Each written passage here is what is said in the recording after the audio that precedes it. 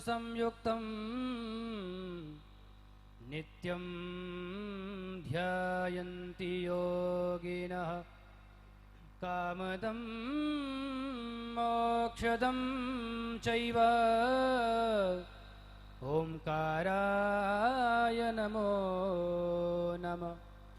यस्याग्रे द्राट द्राट द्रुट द्रुटममलं turned turned टम टटम तैलं तैलं तु तैलं खुखु खुखु खुकुमं ख्वंक खंक ख्वगंखं डमसं डमसं डुडमसं डुहि डुहि चकितं भूपकं भूयनालं ध्यायस्ते विप्रगाहे सवसति सबलः पातु वा चंद्रचूड।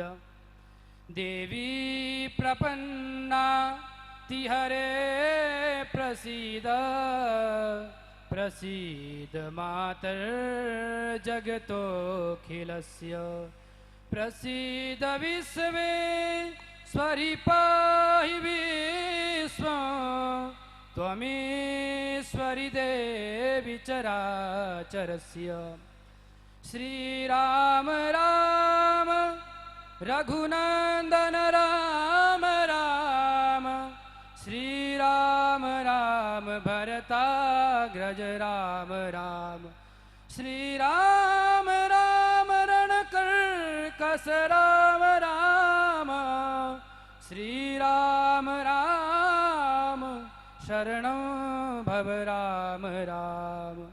बोले सियावर रामचंद्र भगवान की, जगजननी जगदम्बे मात की, श्री काशी विश्वनाथ भगवान की, कृष्ण कन्हैया लाल की, दीप नारायण भगवान की, विश्वगुरु महामंडलेश्वर परम पूज्य परम योगीराज परम श्री स्वामी महेश्वरानंद पूज्य गुरुदेव भगवान की, श्री खेतेश्वर जी महाराज की, तुलसाराम जी महाराज की, सत्य सनातन धर्म की। नमः पार्वती पतये हर हर महादेव। सच्चिदानंद आनंद कंद परम करुणा वरुणालय परब्रह्म परमात्मा के युगल चरणों में नमन। परम भगवती जगत जननी जगदम्बा माँ बीसहस्त के पावन चरणों को नमन करते हुए प्रातः स्मरणीय अर्चनीय वंदनीय श्रोत्रिय ब्रह्मनिष्ठ अपने पूज्य गुरुदेव विष्णु गुरु जी के चरणों में साष्टांग दंडवत। राजस्थान की पावन धरा में मालपुरिया कला, जिसका नाम ही मालपुरिया और कला है, जिसमें अनेक कला विराजमान रहती हैं, और जहाँ कला है वहाँ साक्षात भगवती विराजमान है, क्योंकि स्वयं माता जी क्या है 64 जोगणी। ऐसी परम भगवती जगत जननी जगदम्बा माता के पावन चरणों में बैठ करके यह परम पवित्र भजन संध्या, संध्या भी कैसी है भजन के साथ में, और मनुष्य का जीवन भी भजन से ही जुड़ना चाहिए।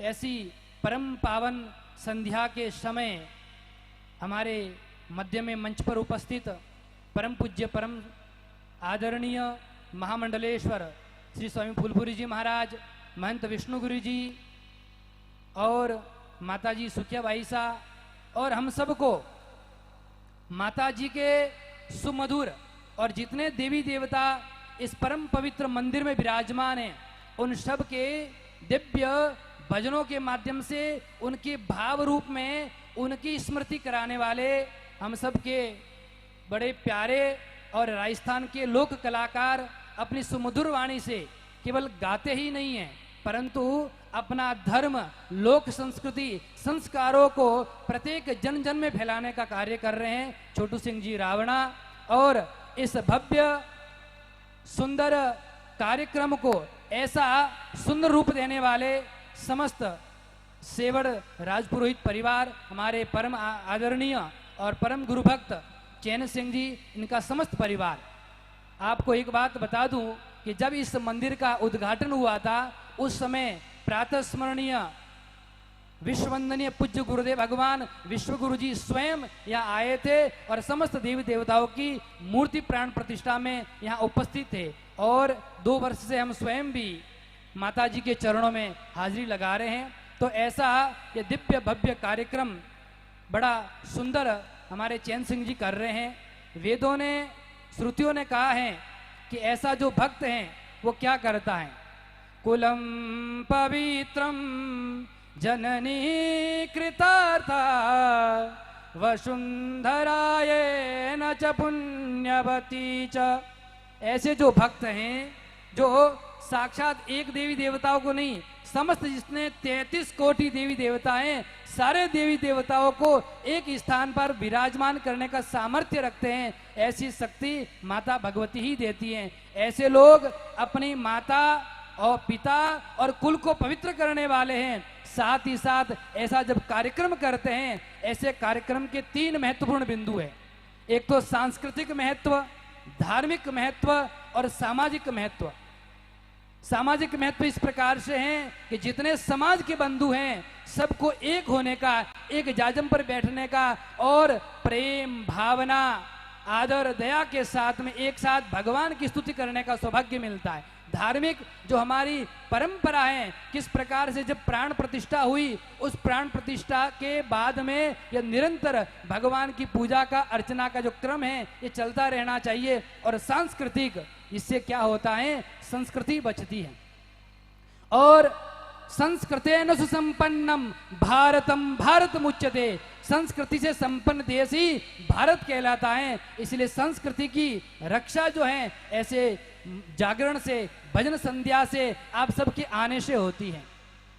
सज्जनों, यह मानव जिन परमात्मा की कृपा से मिला है, इस जीवन को हमें किस प्रकार से उपयोग करना चाहिए, बड़ा सुंदर भजन है। उस भजन के माध्यम से समझाया कि दुर्लभम मानुषम जन्म, यह मनुष्य जीवन बड़ा दुर्लभ है, तथापि अध्रुवम।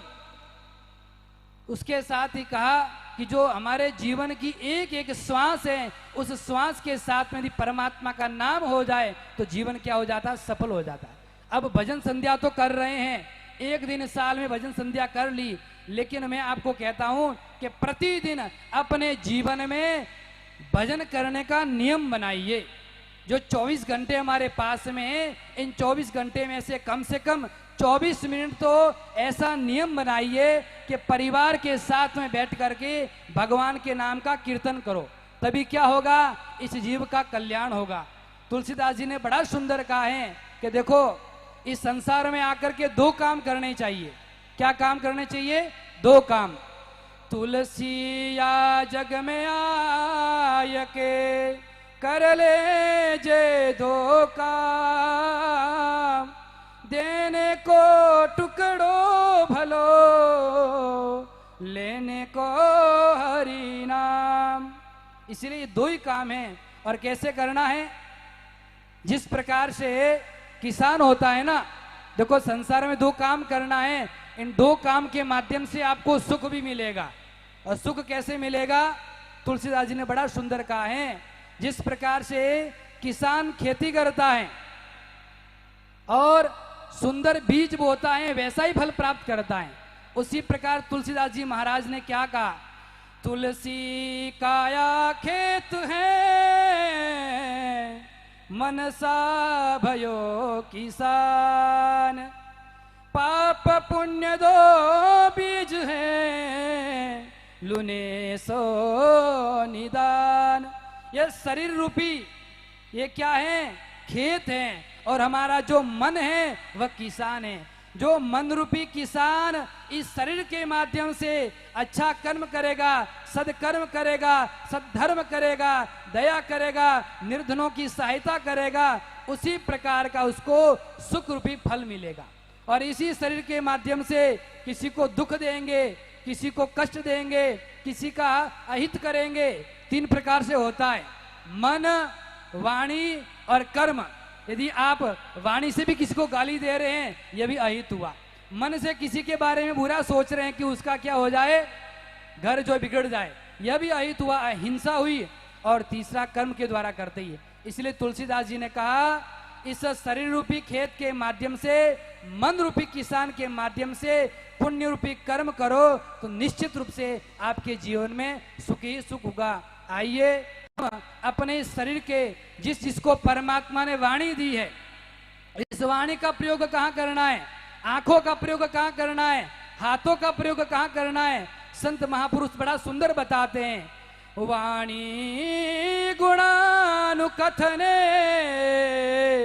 श्रवणो कथाया हस्तौ च कर्म सुमनस्तव पादयोर्न स्मृत्या शिरस्तव निवास जगत प्रणामे दृष्टि सताम दर्शनेस्तु भवतनूनाम।